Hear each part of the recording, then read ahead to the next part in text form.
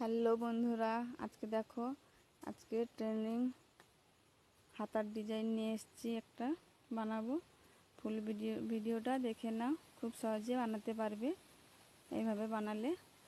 তো প্রথমে কুঁচি করে নিয়েছি আমি, নিচের দিকে শুধু কুঁচিটা করেছি, উপরে কুঁচিটা এখনও দেওয়া হয়নি। তারপর মানে কাপড়ের যে পাটটা জুড়ে নিয়েছি এই কুঁচির সাথে ভালোভাবে। এভাবে দেখে নাও কীভাবে বানাচ্ছি। তারপর হাতা যে আস্তর যে কাপড়টা ওইটা মাঝখানে রেখে সেলাই করে দিচ্ছি।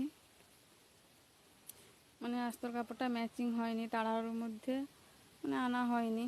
এই পুজোতে প্রচুর চাপ চলছে কাজের, তার জন্য এভাবে দেখে নাও, চাপ সেলাই করে দিবে।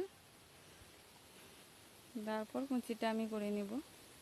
আর উপরের দিকে কাপড়টা আমি বাড়তি রেখেছি, কখন কোথায় কিছু শর্ট পড়বে, তার জন্য একটু বাড়তি রাখলে ভালো হয়, বরং কেটে বাদ দিয়ে দিবে পরে, ছোট হলে অসুবিধা। সেই জন্য এভাবে কুঁচিটা, কাপড় কম ছিল তাই জন্য 4টা করে কুঁচি পড়েছে।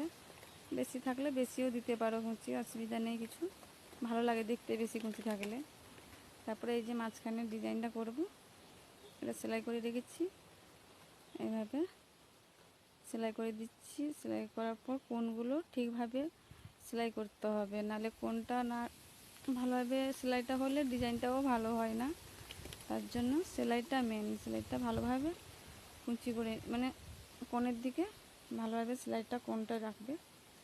এইভাবে সেলাই করে মুড়ে নিয়েছি। দেখো এই হাতাগুলো খুব চলছে পুজোতে।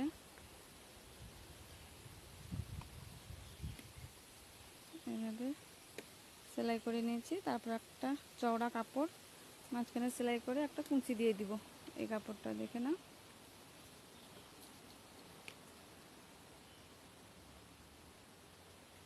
এইভাবে কুঁচি দিয়ে দিয়েছি।